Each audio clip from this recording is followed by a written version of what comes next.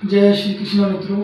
आज मैं आप सभी के समक्ष गुरु और शिष्य की एक ऐसी कथा लेकर हाजिर हुआ हूँ जिससे आप सभी जो सुनकर श्रवण करके आपको बहुत आनंद होगा।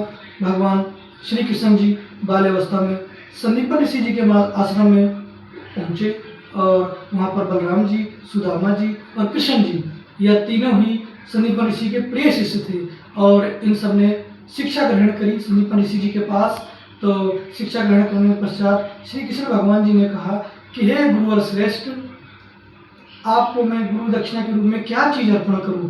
तो भगवान हाथ जोड़कर भगवान श्री कृष्ण जी ने प्रणाम किया अपने गुरु को, हे गुरुदेव, मैं आपको गुरु दक्षिणा के रूप में क्या वस्तु अर्पण करूं। तो संदीपन ऋषि महाराज जी ने कहा कि हे कृष्ण, मुझे तो गुरु दक्षिणा की कोई चीज़ की लालसा नहीं है, तो हे केशव, आप जो है अपनी गुरु माता से पूछ लीजिए। तो गुरु माता के चरणों में प्रणाम करके कृष्ण जी ने कहा कि हे गुरु माता जी, आपको गुरु दक्षिणा के रूप में कुछ चाहिए तो बता दीजिए। तो गुरु माता जी ने कहा कि हे कृष्ण, मेरा एक पुत्र था जो आज 18 या 20 वर्ष का होता और उसकी मृत्यु हो गई है। तो हे केशव, यदि आप मेरे पुत्र को जीवित ले आते तो गुरु दक्षिणा आपकी संपूर्ण मानी जाती। तो श्री कृष्ण भगवान जी ने जो है अपनी गुरु माता के चरणों में प्रणाम किया और अपने गुरु संदीपन ऋषि जी के महाराज जी के चरणों को स्पर्श किया कि हे गुरु माता, हे गुरुदेव, मुझे आशीर्वाद दीजिए ताकि मैं सफल हो जाऊं, सफलता मुझे प्राप्त हो।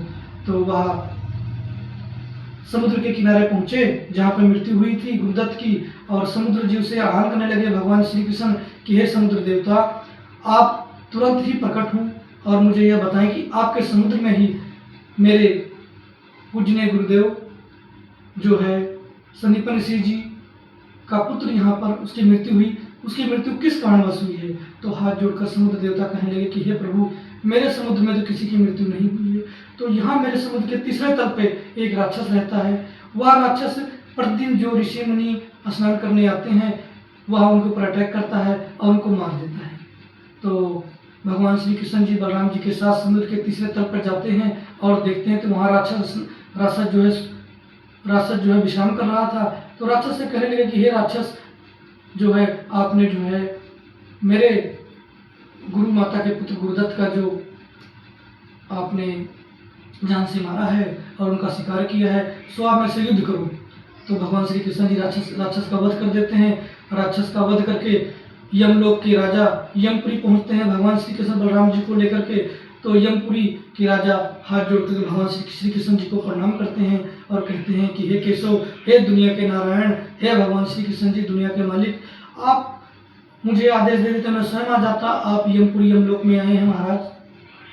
तो उन्होंने कहा कि यमपुरी आने का मेरा यही कारण है कि मेरी माता का पुत्र गुरुदत्त जो है उसकी मृत्यु हो गई है और मैं उसके शरीर को पुनः जीवित करना चाहता हूँ, ये मेरा आदेश है। तो यमलोक के राजा ने कहा कि जो है हे केशव, मैं केवल सूक्ष्म रूप में ही शरीर को दे सकता हूँ, जैसे ज्योत जलती है उसी रूप में दे सकता हूँ, मैं पुनः शरीर का निर्माण नहीं कर सकता। तो श्री कृष्ण भगवान ने कहा कि मैं श्री हरि विष्णु का अवतार हूँ और मैंने अपने गुरु माता गुरु जी को आदेश दिया है, सो मैं उनके प्राणों में शरीर की रचना भी कर दूंगा। तो भगवान श्री कृष्ण जी जो है वहाँ गुरुदत्त के शरीर की रचना करते हैं और स्वस्थ शरीर बना देते हैं और गुरुदत्त को लेकर के गुरु के आश्रम में पहुँचते हैं। और जिसको बच्चे गुरुदत्त को देख करके गुरु माता और गुरु जी जो है बहुत प्रसन्नित होते हैं और भगवान श्री कृष्ण जी को श्री कृष्ण जी को जो है आशीर्वाद देते हैं गुरु माता और गुरुदेव संदीपन ऋषि जी महाराज की, हे केशव, जो है पृथ्वी पे 4 युगों में, द्वापर, त्रेता, कलयुग, सभी युगों में आपका जो है महिमा अपरंपार है। जब तक यह पृथ्वी रहेगी जब तक आपकी जय जयकार होगी। और जय श्री कृष्ण मित्रों, इसी के साथ मैं अपनी वाणी को विराम देता हूँ। जय श्री कृष्ण मित्रों।